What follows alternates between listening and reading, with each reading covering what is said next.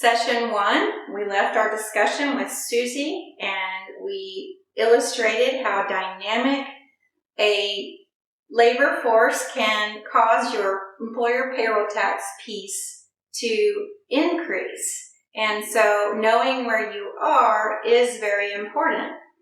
In this illustration, I layer the labor force with Bob and Tom. Bob and Tom are hired because we have new jobs, more work. This is all great, right? But what you'll notice is that every time you make a hiring decision, your payroll tax component goes up again, and it will drop back down once again those SUTA and FUTAs are met. So like we said, knowing your pattern is very important.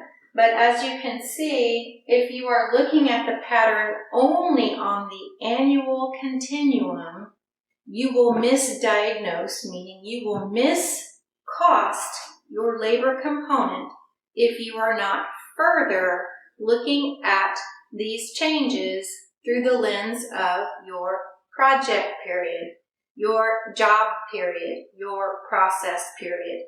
Every period that is different from an annual calendar year causes a project, process, or product to be costed at a different level.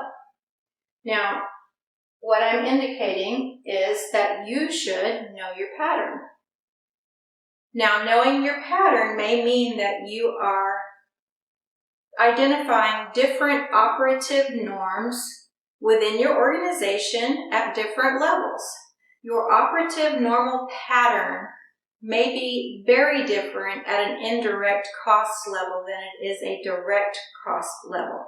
So, understanding the labor pool in segments that behave differently, those layers should be costed differently. So, in this example, I'm highlighting how the payroll tax employer component changes when you are looking at the component through the lens of the project period. I've highlighted in yellow a project period for Susie, Bob, and Tom for March through July.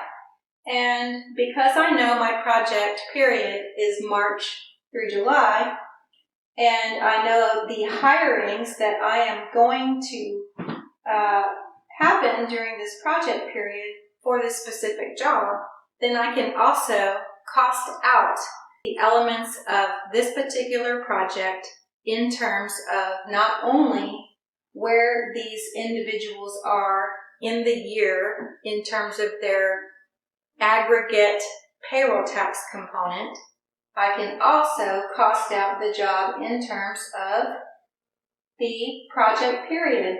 So if I've costed each one of these months independently and I've blended them together, I get a different result, 7.48%. Now 7.48% is a lot higher than our 6.45% that we started off with. And again, if we had been costing at 6.45%, we would have missed the mark. So here's another example of how important it is to cost out not only the person, but the project period in relation to the calendar period. So we'll leave session 2 there, and in session 3, we will get into more strategic operations.